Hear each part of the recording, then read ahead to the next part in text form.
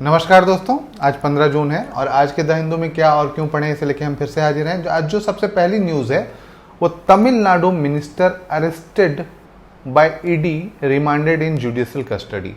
तमिलनाडु के एक मिनिस्टर हैं वी सेंथिल बालाजी और उनको अरेस्ट किया गया है ईडी के द्वारा। इन पर चार्जेज है कि इन्होंने जब ये वो क्या ट्रांसपोर्ट मिनिस्टर थे तो ड्राइवर और कंडक्टर की भर्ती में काफ़ी घोटाला किया था और ये घटना 2011 से 2015 के बीच में है और उस समय ये AIADMK में थे।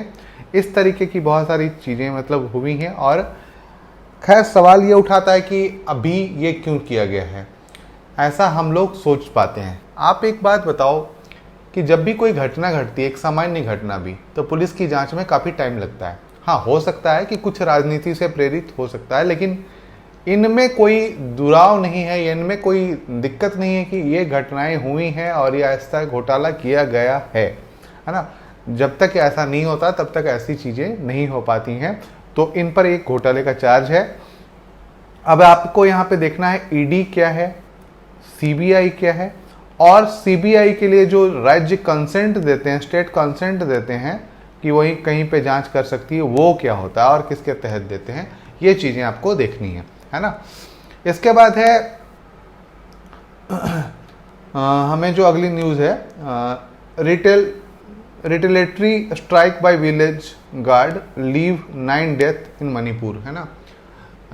जो ताज़ा हिंसा हुई है उसमें मणिपुर में 9 लोगों की मौत हो गई है और ये बहुत ही दुर्भाग्यपूर्ण है कि एक राज्य में हिंसा थमने का नाम नहीं ले रही और वो भी इसके कारण से, इसके जो मूल में है वो आरक्षण की बात है ना।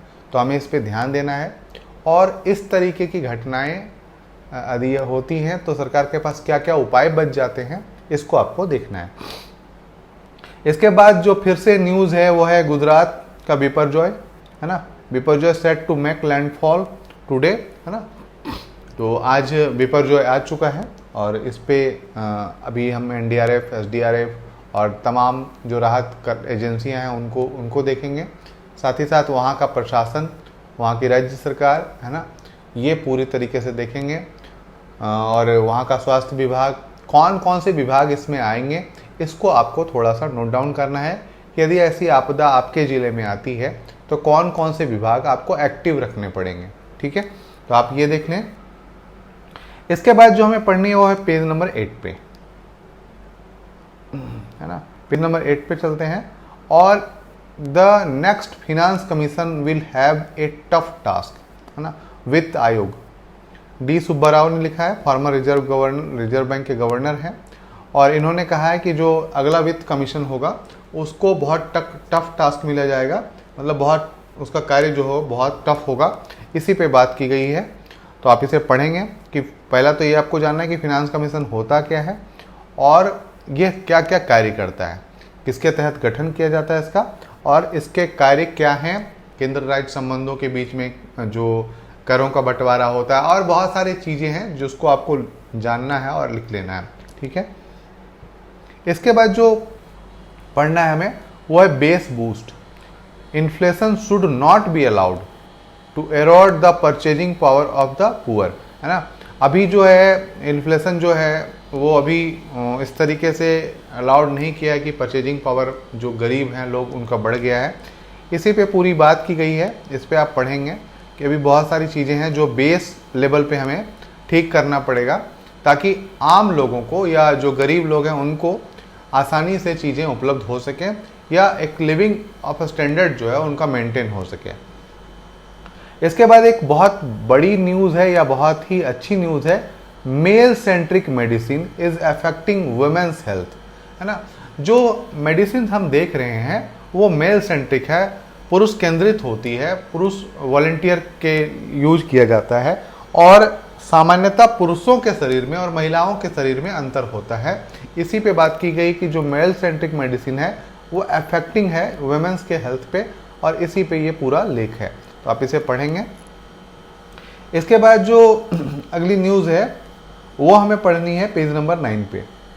Strengthening ICDS scheme, integrated child development scheme जो है उसको मजबूत करने की बात की जा रही है ताकि जो भारत में किशोर और बच्चे हैं उनके पोषण को और उनके शिक्षा दीक्षा को मजबूत किया जा सके, इसी पे ये बात की गई है। तो आप इसे पढ़ेंगे थोड़ा सा, और इसके बारे में क्या मजबूती प्रदान की जा रही है और ICDS स्कीम क्या है, इसके बारे में आप थोड़ी जानकारी लेंगे।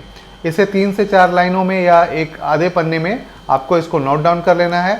ऊपर ICDS की हेडिंग दे देनी है और इसके बारे में यहाँ से नोट डाउन करना है। साथ ही साथ गूगल पे ICDS जब जाएंगे तो महिला विकास मंत्रालय या महिला उसमें एक मंत्रालय में आपको एक अलग से कॉलम मिल जाएगा, उसमें आप अबाउट अस में देखेंगे इसको और इसको नोट डाउन करेंगे थोड़ा, ठीक है।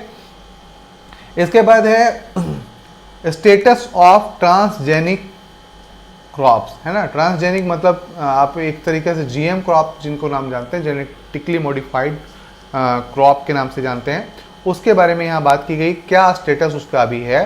बैंगन, कॉटन और जो हम करते हैं मेज, चिकपी, है ना, इनके बारे में बात की गई। तो इनको आपको देख लेना है और उसके बाद इसको समझ लेना है।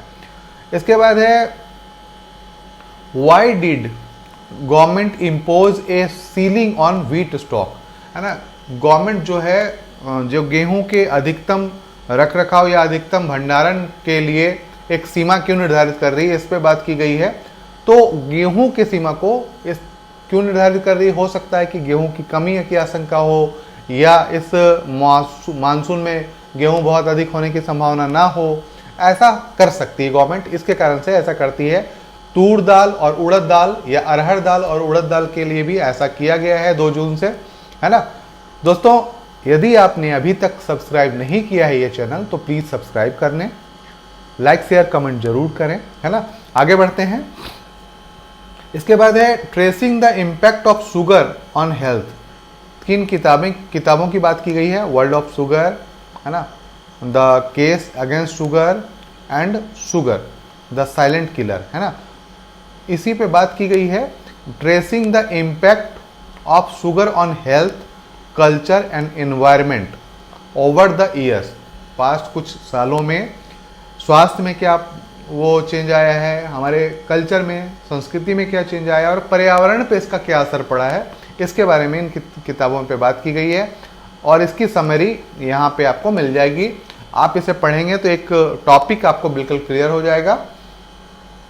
इसके बाद है law commission seek fresh input on uniform civil code, है ना। जो विधि आयोग है वो क्या चाह रहा है कि फ्रेश इनपुट मिले यूनिफॉर्म सिविल कोड के लिए, है ना। तो ये मामला है। जो 22वां विधि आयोग है वो फ्रेश इनपुट चाह रहा है, तो आप इसे पढ़ लेंगे।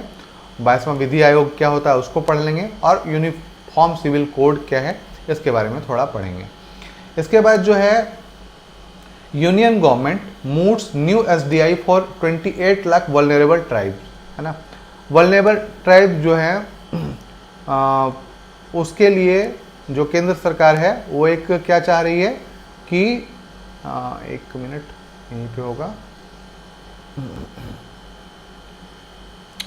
Union government moves new SDI for 28 lakh vulnerable tribes. The union government is now looking to design a survey that can gauge of human development index specifically for about 28 lakh people of the particularly vulnerable tribal group PVTG group, जिसमें कितने जातियां शामिल हैं, तो 75, है ना, 75 शामिल है। उसके लिए ये एक स्पेशली ह्यूमन डेवलपमेंट इंडेक्स बनाना चाह रही है। तो ये मामला है। तो साथ साथ PVTG आप देख लेंगे, है ना। प्रधानमंत्री प्रिमिटिव वल्नरेबल ट्राइब ग्रुप आपको देख लेना है क्या है।